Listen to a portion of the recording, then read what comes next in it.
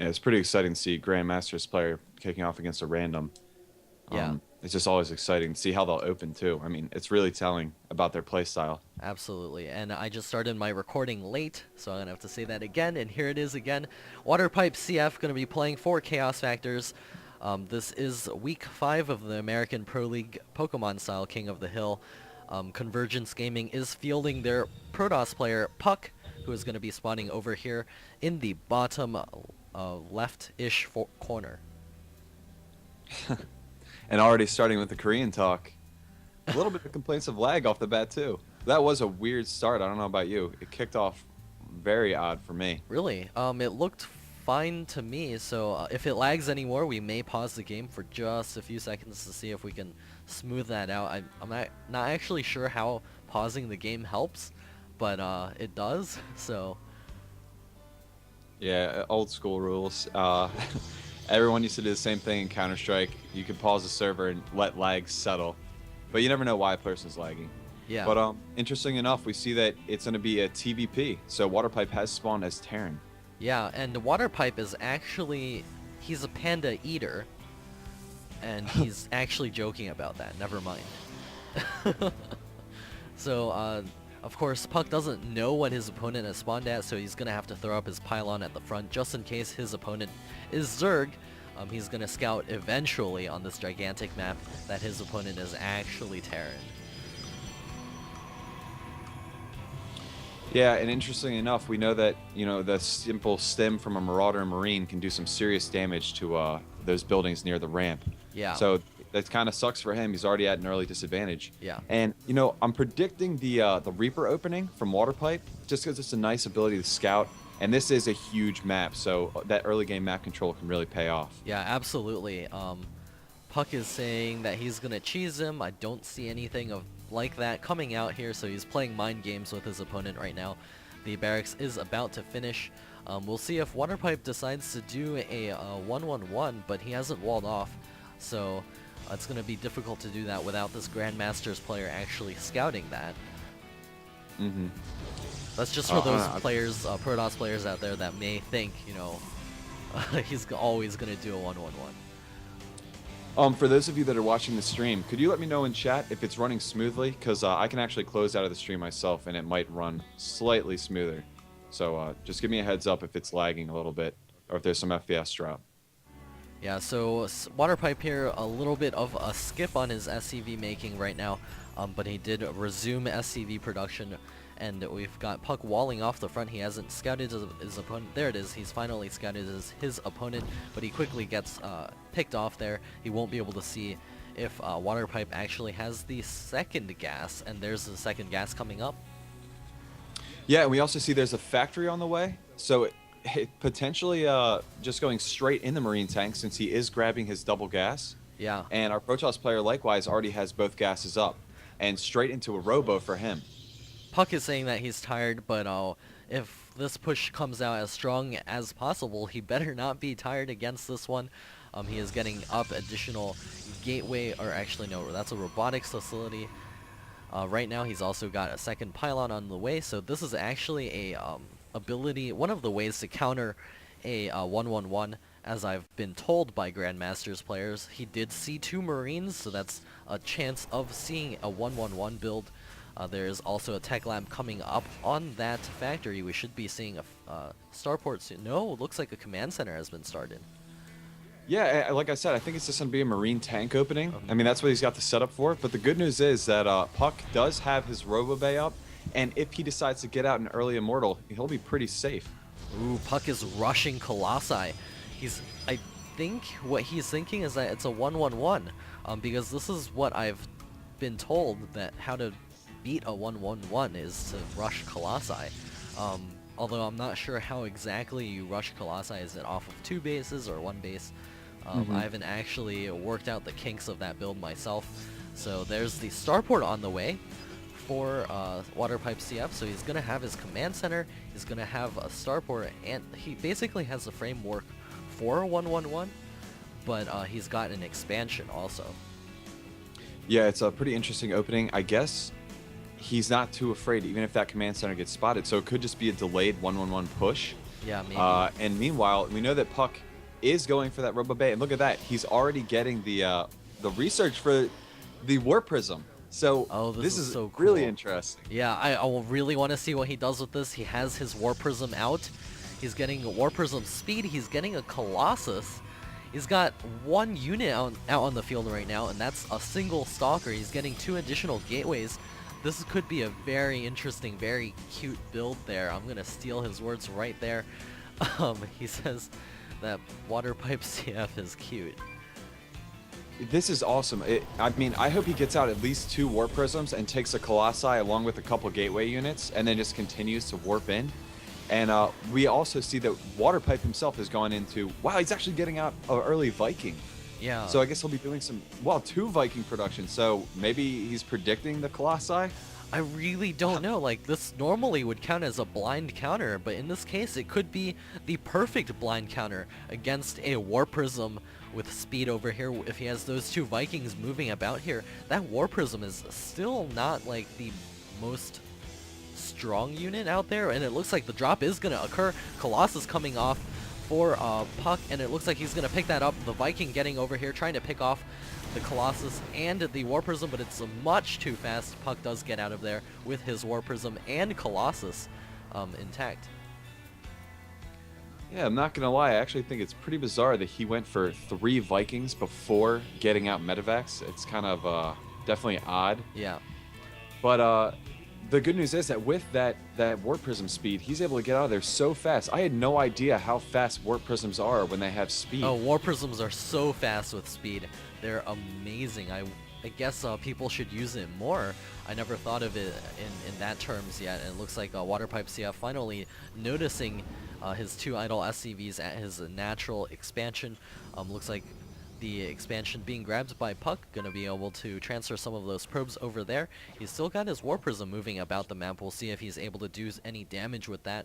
There's a siege tank in the main of Water Pipe CF, and who Puck was actually complaining of possible stream cheat, but honor system in effect here. Hopefully he is not. Nothing else I can really say about that. Yeah, we'll have to see how it goes. Hopefully it's not happening. Yeah. That'd be pretty disappointing. Either way, I think Puck's in a good spot. He's he's got up his Colossi. He's switched to Immortal Tech, or at least he's got out an Immortal. Yeah.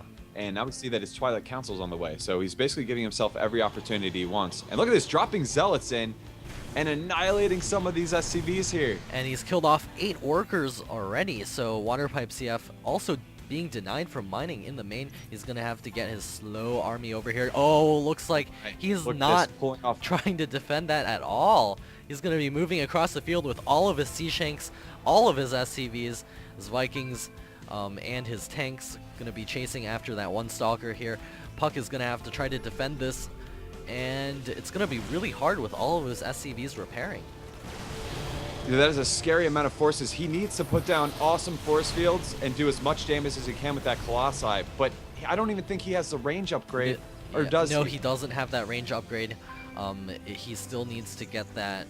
He did spend that on the War Prism speed, and it looks like the SCVs, everything getting in here, the Vikings working down on that Colossus, and the Protoss units now being run back. The Terran army is in such a great position here, and Immortal walking forward, getting taken out. This rally. And wow, you're right. You know what? It was a delayed 1-1-1 with all these SCVs. Maybe he moved out because of that harassment, but either way, the damage here is crazy.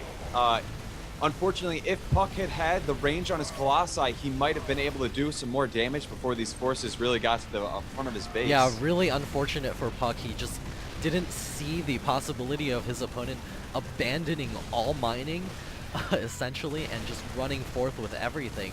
And without the Colossus range upgrade or a second Colossus, it's just so hard to hold off something like this. He's still hanging in there. He doesn't have his Cybernetics core anymore since he had to place that up at the front. The Sea Shanks are cleaning up a bunch of probes. The natural expansion for Puck has fallen.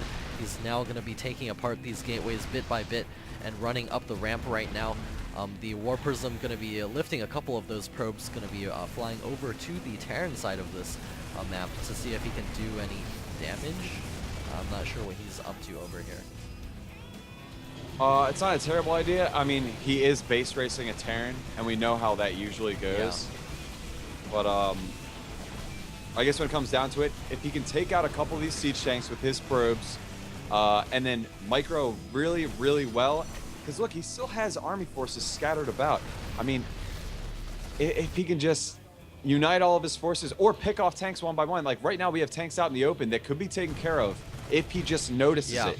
Yeah, he has these 2 tanks over here, and Puck does have an Immortal, as well as a couple of Stalkers down on the low ground at the 3rd expansion. Waterpipe CF running in here with all of his SCVs, trying to take out a couple of probes as well. The probes coming off the line for Puck, trying to clean up a couple of units over there. And the Zealots continuing to do damage. There's also a Colossus. You know what?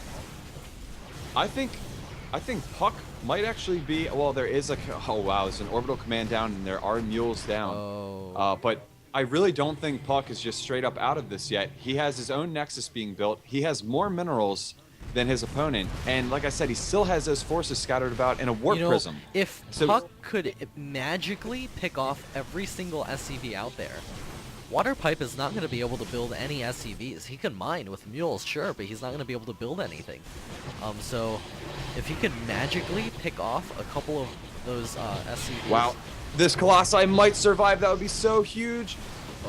Oh my gosh. Oh my gosh. Survive with 2 HP. And all of the buildings have fallen in Waterpipe's base. Puck is still supply blocked, but he does have probes somewhere. There they are. He is building his Nexus at Waterpipe's natural expansion, and Waterpipe is trying to move out over here. There are still Stalkers running about the map as well. And Waterpipe needs to get over here and try to clean up this Protoss army as soon as possible. Yeah, this is an awesome base race. I mean, I think, like I said, I still think they're both in decent positions. Right now, I would say that Waterpipe has a stronger army, but I mean, Puck has a lot more choices when it comes to micro. He still has that warp prism with speed, and look, he did just scout the expansion. Yeah, he's going to be picking off these SCVs. He's going after them one by one. That's exactly what he needs to do. And Waterpipe forced to lift off, and the only one that's going to be mining soon is Puck. Yeah, and Aegis, I'm not sure if you know exactly how draws work, but the fact that Puck's mining means that he wouldn't draw out. But Waterpipe, I guess if he doesn't do anything in a certain amount of time, would. Both players have to not mine, and both players have to not do damage for like, I think it's like 10 minutes, and then there's a draw. So there's still the potential to do damage. Like right now, there's damage being dealt. He's gonna engage. Siege tanks are unsieged. Some zealot micro going Puck on. saying easy. And he's calling out easy, but he's engaging. And all of the siege tanks fall unsieged. And interesting build. Puck saying don't stream cheat next time. Waterpipe CF denies it completely. He's gonna be retaking this over here. 3 Vikings. Looks like Waterpipe CF is gonna leave the game, and this game does go to Puck with Convergence Gaming. We're gonna be headed to Map of the Month Sanctuarium for our next match.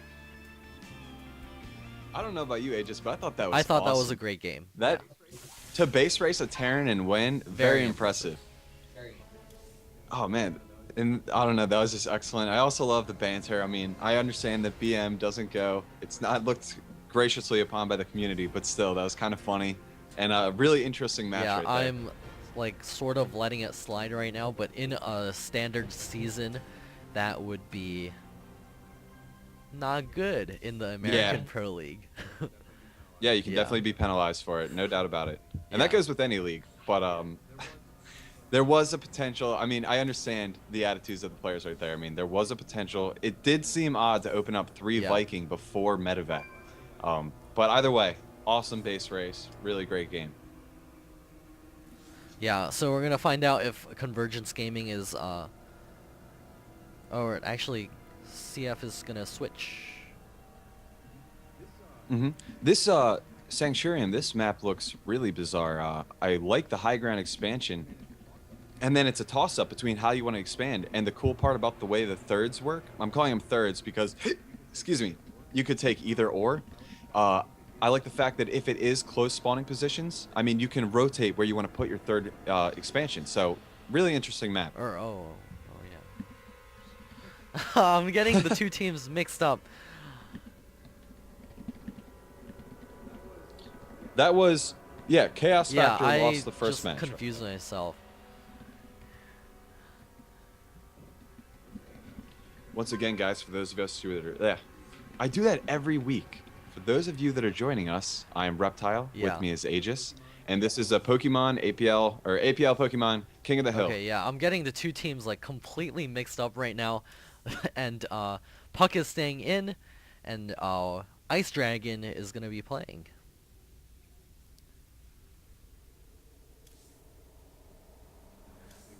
Now let's see what race Ice I Dragon think plays. Protoss. No, Terran. I'm like trying to remember back from the league, and just didn't happen. So it's going to be Yeah, another and it's Terran on player, this and cool we'll have map. to see. Yeah, this is a. I like this map. It looks like it's more set for macro, and but it still gives you some really good two-base timings from the look of the way the thirds are set up. Once again, it has a high ground ramp, so really cool build for the map maker. In case anybody missed that. All right, so